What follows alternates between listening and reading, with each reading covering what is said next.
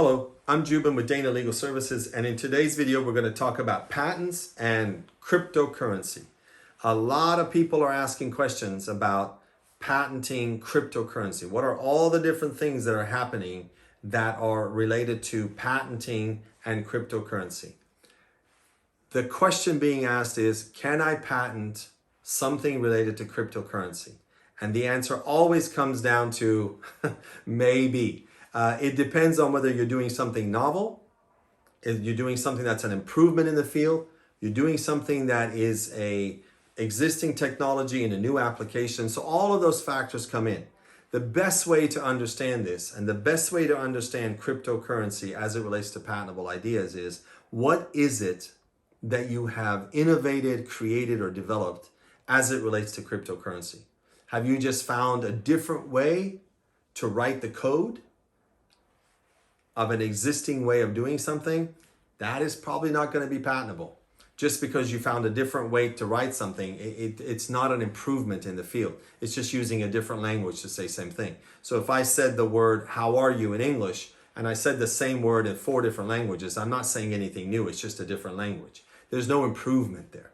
On the other hand, if you have found a problem in the cryptocurrency field, and you know a solution to that, that particular solution may be patentable. That particular innovation, that particular improvement may be patentable.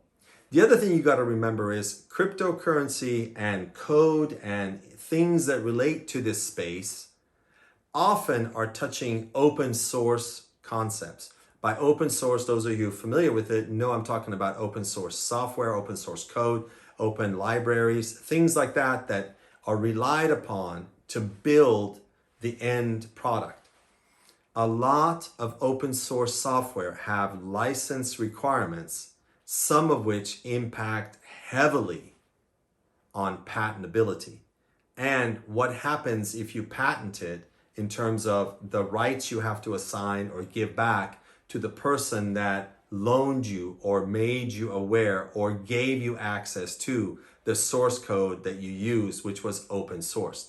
And each open source code or open source concept is controlled by an open source license.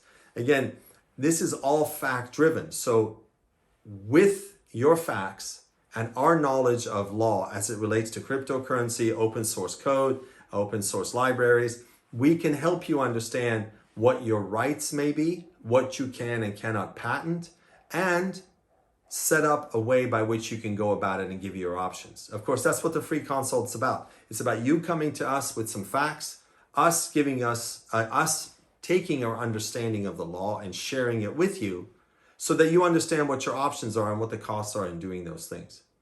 I'm Jubin Dana with Dana Legal Services. Remember, when it comes to cryptocurrency and whether it's patentable, whether those things can be patentable, whether you come up with something new or different, those are all questions that we can help you answer. Come talk to us. We'll give you some advice, set up a plan, a set of options, and then you can go from there. Here's our contact info. When you're ready, reach out. Thanks.